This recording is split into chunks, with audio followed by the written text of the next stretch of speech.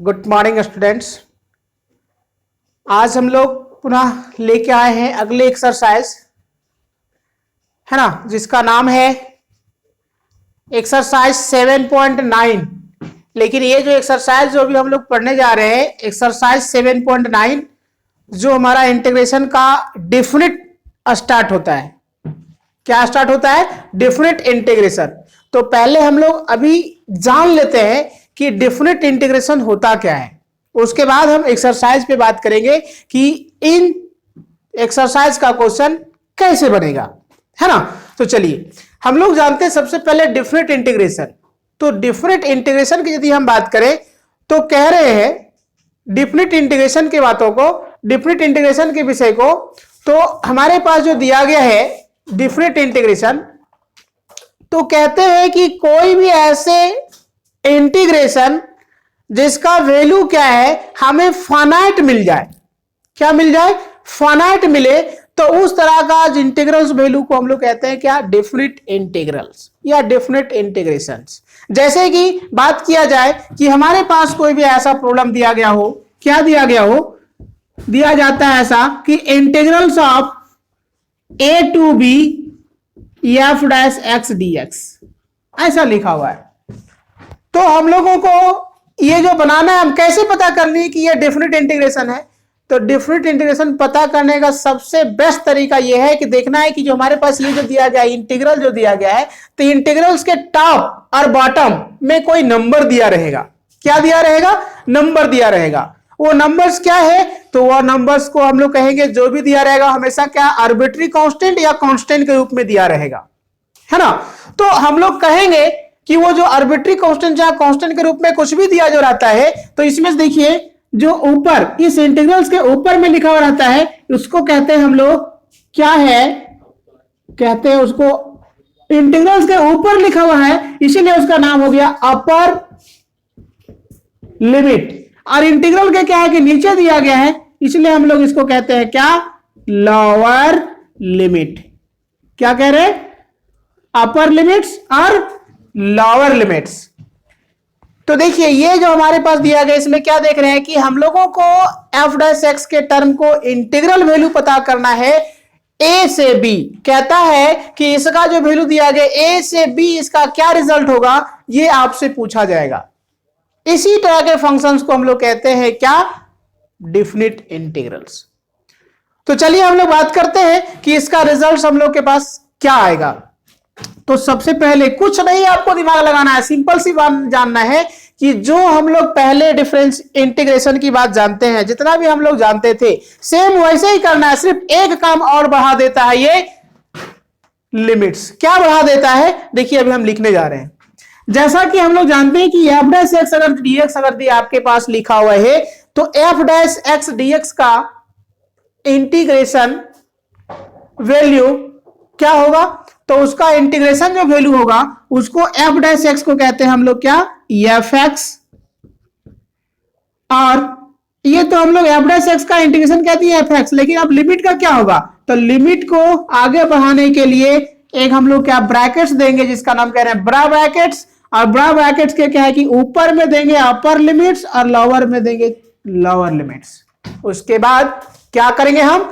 तो देखो ये जो लिखा है ना, ये और बी जो दिया गया, जो लिमिट्स होता है वो क्या होता है? तो वो x का वैल्यू होता है। देखना क्या है कि किसके रिस्पेक्ट में वो इंटीग्रेट किया गया है, जिसके रिस्पेक्ट में वो इंटीग्रेट किया होता है उसी का वो वैल्यू दिया गया होता है। जैसे हमारे पास ये x के रिस्पेक्ट में किया गया, इसका मतलब इस इंटीग्रल में ये का ये जो दिए भी a और b जो दिया गया वो x का वैल्यू दिया गया। तो इसको हम लोग कैसे यहां पे आगे बढ़ाएंगे? तो उसके लिए कहते हैं, देखिए ये जो हमारे पास दिया गया है वो वन बाय वन एक एक करके लिमिट्स को पुट करेंगे x के जगह पे, x के प्लेस पे। पहले पुट करेंगे हम लोग अपर, उसके बाद पुट करेंगे लोअर, और दोनों को पुट करके हम लोग घटाने का काम करेंगे। तो इसका कहने का मतलब हो जाएगा क्या? तो ये कहेंगे F B minus F A. देखिए यही जो आया, यही है हमारे पास एक रिजल्ट, यही है हमारे पास वैल्यू। अगर इसी को हम फाइनाइट अगर दिखाए फंक्शन रहता तो हम लोग यहां से फाइनाइट वैल्यू मिलता, लेकिन ये क्या है कि एक स्टेटमेंट टाइप का दिया हुआ था, इसलिए हम लोग को क्या स्टेटमेंट टाइप का रिजल्ट मिला, है ना। तो यही है हमारे पास डेफिनिट इंटीग्रेशन। इसी के पैटर्न के जैसा अब हमारे पास एक्सरसाइज में क्वेश्चन मिलेगा जिसको हम लोग सॉल्यूशन करेंगे और आगे देखेंगे कि वो क्या क्या है ना। समझ में आ गई होगी बात। तो चलिए अब हम लोग आते हैं एक्सरसाइज में। क्या है क्वेश्चन? क्वेश्चन नंबर फर्स्ट लिखा हुआ है आपके पास, देखिए क्या दिया गया, इंटीग्रल्स ऑफ क्या -1 to 1, यानी लोअर लिमिट क्या है -1, अपर लिमिट क्या है 1, और इंटीग्रेशन में क्या लिखा हुआ है, फंक्शन x+1 के साथ जो है सो dx के साथ इंटीग्रेट करना है। तब इसको इंटीग्रेट कैसे करेंगे? तो देखिए x का इंटीग्रेशन क्या होता है, x²/2। जानते हैं ना कि इंटीग्रेशन में जो फंक्शन दिया गया उसमें एक जुड़ जाता है और उतना ही जितना जुड़ता है उतना ही से भाग हो जाता है। और फिर ये 1 के लिए इंटीग्रेशन क्या हो जाएगा, x, चूंकि dx के रिस्पेक्ट में कर रहे हैं इसलिए हो जाएगा ऐसा। अब उसके बाद देखिए हम इंटीग्रेट कर दिए, इंटीग्रेट करने के बाद क्या है, जो लिमिट जो दिया गया उसको अपर वैल्यू अपर में, लोअर वैल्यू लोअर में, ठीक ठाक।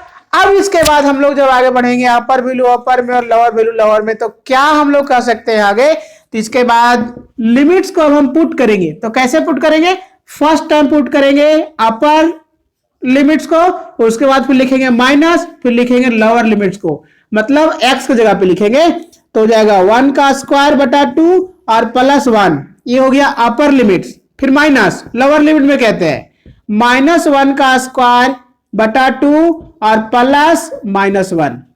बात समझ में आ गया।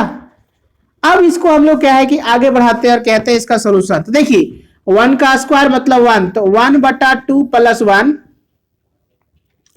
और माइनस, देखिए -1 का स्क्वायर देंगे तो 1, तो 1/2 और माइनस प्लस -1, ठीक ठाक लिख सकते हैं साहब। अब इसको क्या करना है, देखिए यहां पे जोड़ना है और यहां पे घटाना है।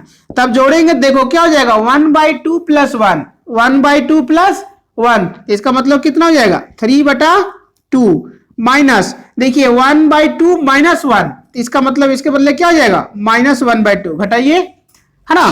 तब यहां के बाद क्या हो जाएगा, तो हो जाएगा 3/2 और माइनस प्लस 1/2। तो देखिए यहां पे हो गया 3/2 और प्लस 1/2, इसको हम भिन्न का जोड़ बनाएंगे तो हो जाएगा 4/2, तो ये क्या हो जाएगा 2, इसका मतलब क्या हुआ 2। देखिए ये हमारे पास जो क्वेश्चन जो दिया हुआ था i बराबर जो दिया, ये क्या बना, एक फाइनाइट वैल्यू बना ना, तो यही हमारा क्या हो गया, एक इस क्वेश्चन का आंसर हो गया। एक बात आप ध्यान देंगे कि हमेशा डेफिनेट इंटीग्रेशन का रिजल्ट जो आएगा वो फाइनाइट आएगा। इंडेफिनिट में क्या होता था कि हम लोग को इंटीग्रेट करते थे तो एक वर्ड हम यूज करते थे, इंटीग्रल कांस्टेंट का हम लोग जोड़ने का काम करते थे c, लेकिन यहां पे उसका जोड़ने का काम नहीं करेंगे, क्योंकि यहां पे हम लोगों को क्या इंटीग्रेट करने का जो बात बताता है वो एक फाइनाइट वैल्यू बताता है, लेकिन वहां पे क्या इनफाइनाइट था, यानी कि हमारे पास क्या है कि एक फिक्स वैल्यू था, लेकिन वहां पे क्या करता था हमारे पास वैसा नहीं था, इसलिए हम लोग क्या उस टर्म को बैलेंसिंग करने के लिए हम लोग इंटीग्रल कांस्टेंट को c ऐड करते थे, लेकिन यहां पे नहीं करना है ऐड, है ना।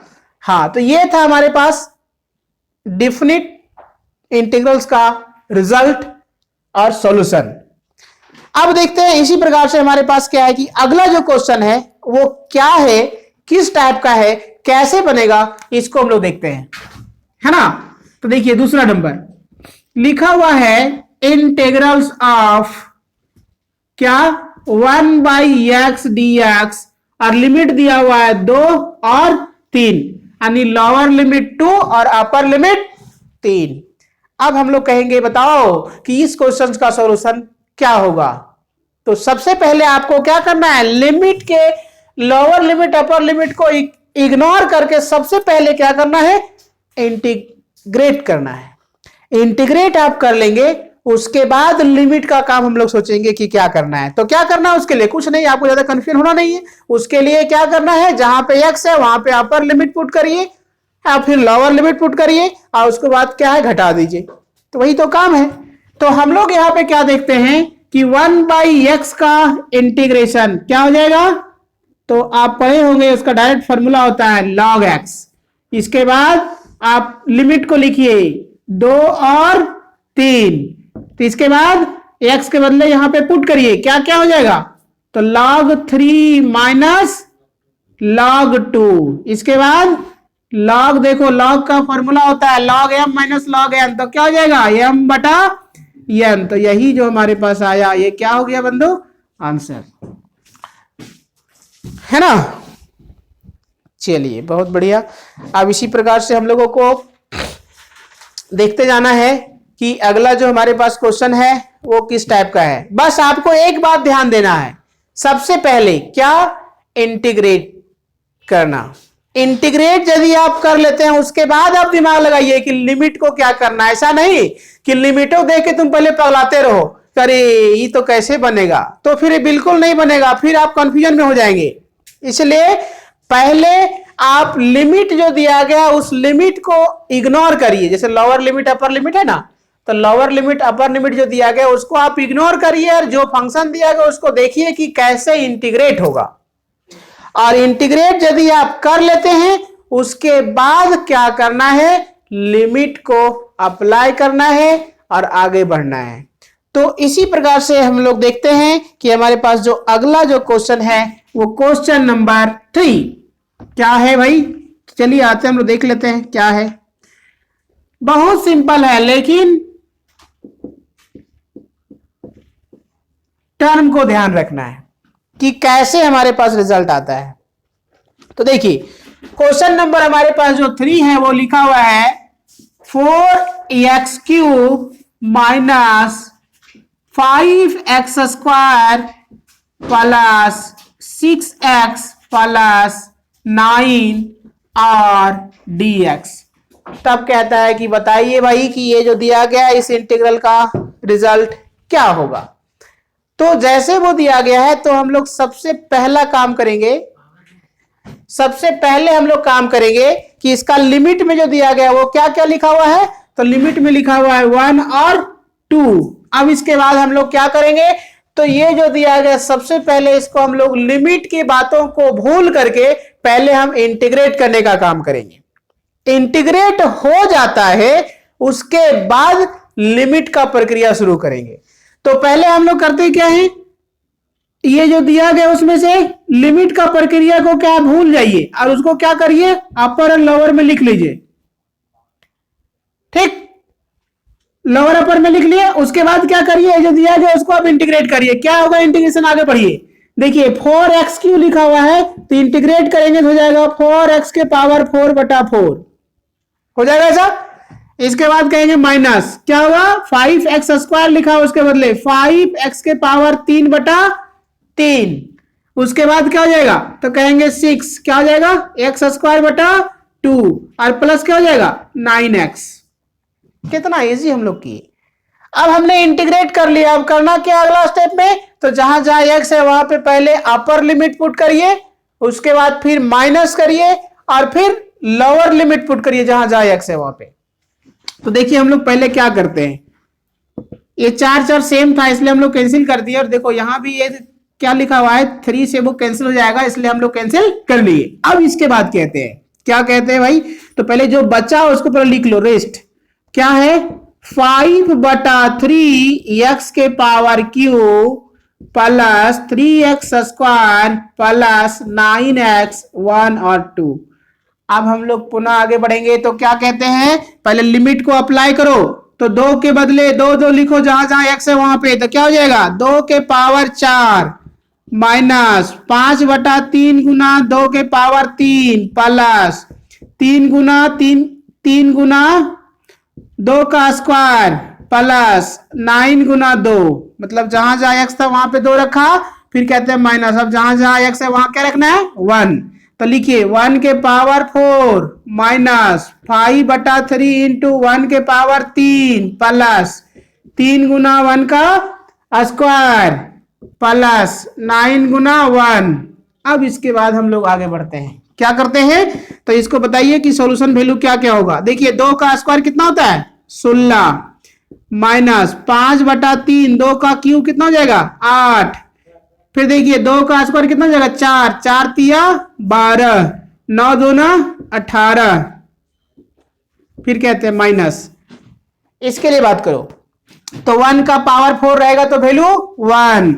देखिए 1 के पावर क्यू यानी 1 को 5/3 से गुना करेंगे तो 5/3 है ना। क्या हो जाएगा 5/3 प्लस 3 प्लस 9। अब इसके बाद क्या करिए आप, जैसे ये दिया गया है तो हम लोग आगे बढ़ते हैं और हम लोग देखते हैं क्या हो जाएगा। देखिए 16 है ना, ये सभी को हम लोग को जोड़ देना है तो कितना कितना हो जाएगा आप ध्यान दीजिए।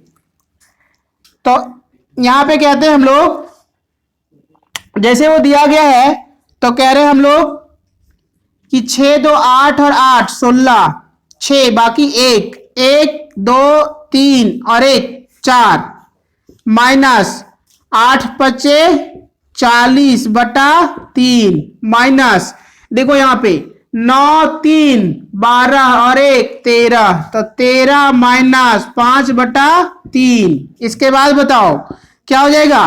तो देखिए यहां पे हम लोग लिखते हैं एलसीएम लेते हैं कितना 3। जब 3 लिए तो यहां पे कितना हो जाएगा 6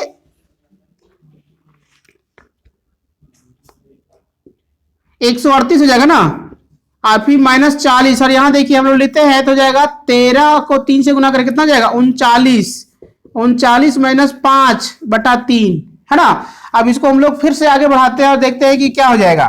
तो देखिए 138 में से क्या 40 को आप घटाओगे तो कितना बचेगा 98 और बटा 3 माइनस 39 में से क्या है कि 5 घटाओगे तो कितना बचेगा 34/3। अब फिर से एलसीएम ले लो कितना बचेगा 3, तो 98 माइनस 34 कितना हो जाएगा 64 ना। तो ये 64/3 ये हो जाएगा आपका आंसर क्वेश्चन नंबर 3 का। भले आपको लग रहा होगा कहां से किए, बस कैलकुलेशन है, बस आपको ध्यान देना है कैलकुलेशन को। कैलकुलेशन आपके पास यदि क्या है समझ में आ गई तो ये कुछ नहीं है, बस आप सिंपल वे में बना सकते हैं और बातों को एकदम समझ सकते हैं कि कहां से कैसे कैसे क्या क्या होता है। चलिए इसी प्रकार से हम लोग को देखते रहना है और समझते जाना है कि अगला क्वेश्चन हमारे पास जो दिया गया है वो क्या दिया गया है। जैसे देखते हैं अगला जो क्वेश्चन है वो है क्वेश्चन नंबर क्या है 4। देखिए 4 को हम लिखने जा रहे हैं। कहते हैं कि इंटीग्रल्स ऑफ 0 से लिमिट दिया हुआ है π/4 और लिख दिया गया फंक्शन sin 2x dx। क्या लिख दिया गया है sin 2x dx। और तब कहते हैं बताओ भाई कि इसका आंसर क्या होगा। तो सबसे पहले आपको जानना होगा कि ये जो फंक्शन दिया गया उसका इंटीग्रल वैल्यू क्या होता है।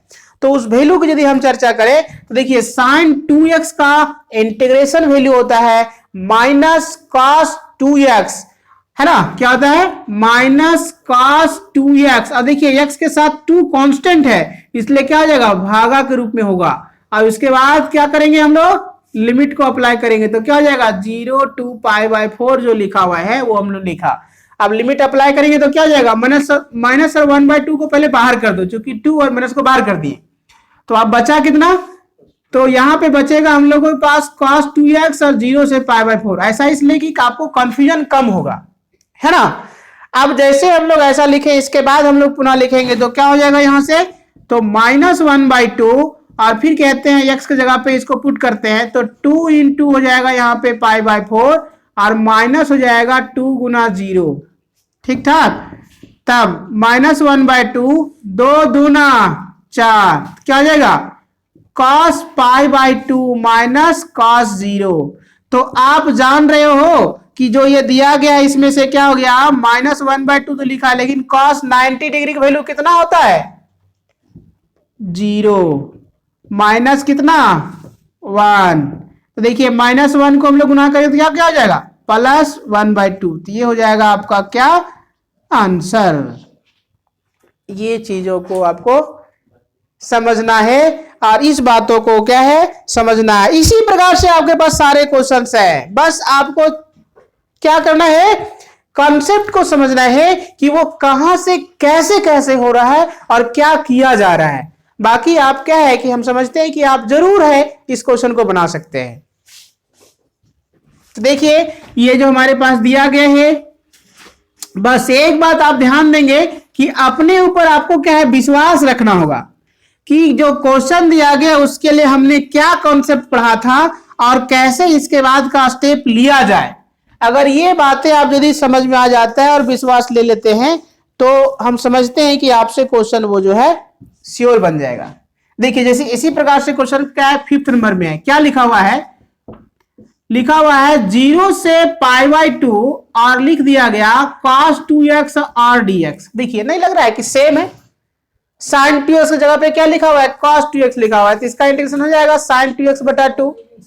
और देखिए लिमिट जो लिखा है 0 और π/2 लिखा है, वहां लिखा हुआ था 0 से π/4, तो सेम उसी तरह से जहां हम π/4 लिखते थे वहां पे हम π/2 लिखेंगे, है ना। और इसी टाइप से क्या है कि आपको बना लेना है और समझ लेना है। तो इस क्वेश्चंस को हम आप लोगों के लिए छोड़ दे रहे हैं, है ना। उम्मीद करें कि आप लोग से बन जाएगा ये। हाँ तो चलिए आगे बढ़िए। अगला नंबर जो क्वेश्चन है हमारे पास वो है क्वेश्चन नंबर 6। क्या है, फिर हम लोग कहते हैं क्या है, तो कह रहे हैं हम लोग कि इंटीग्रल्स ऑफ में क्या दिया हुआ है, 4 और 5 e के पावर x और dx। देखिए ऐसा ही है ना क्वेश्चन। तो अब इसके बाद हम लोगों को देखना है कि ये जो क्वेश्चन दिया गया है इसका सॉल्यूशन क्या होगा। तो जैसे वो लिखा हुआ है ex dx जब दिया गया है तो इसके लिए हम लोग जानते हैं कि ex का इंटीग्रेशन में नो चेंजिंग, मतलब ex को हम लोग ex ही कहेंगे। इसके बाद क्या हो जाएगा, लिमिट में 4 5 जो है वो रहेगा ही रहेगा। अब हम लोग क्या करेंगे, इसको बढ़ाएंगे आगे। तो ये क्या है, ये x का वैल्यू है, तो x का वैल्यू, तो जहां x है वहां पे हम लोग फर्स्ट लिमिट को पुट करेंगे, यानी अपर लिमिट को पुट करेंगे और माइनस फिर लोअर लिमिट को पुट करेंगे। इसका मतलब है लिखना पड़ेगा कि e के पावर 5 और माइनस e के पावर कितना हो जाएगा, ऐसा कह दो कि e के पावर 5 माइनस 4 ऊपर में लिख दो, है ना। लेकिन ऐसा लिखोगे ज्यादा बेटर होगा। क्या e के पावर 5 और माइनस e के पावर क्या हो जाएगा 4, समझ में आई बात। तो जैसे हम लोग ऐसा लिखते हैं तो क्या हो जाएगा, e के पावर 4 को हम लोग ले लिए कॉमन, तो हो जाएगा e माइनस 1। तो ये आपका हो गया क्या, आंसर। ठीक है, तो इसी तरह से क्या है कि आपको क्वेश्चंस को बनाना है और समझना है। तो हम समझते हैं कि आपसे क्वेश्चन जो है बन जाएगा। आप देखेंगे प्रयास करके नहीं बनता है तो मैं अगले क्लास जो है लेके आएंगे क्वेश्चन नंबर 7 से। आज का क्लास हम यही रखते हैं। Thank you.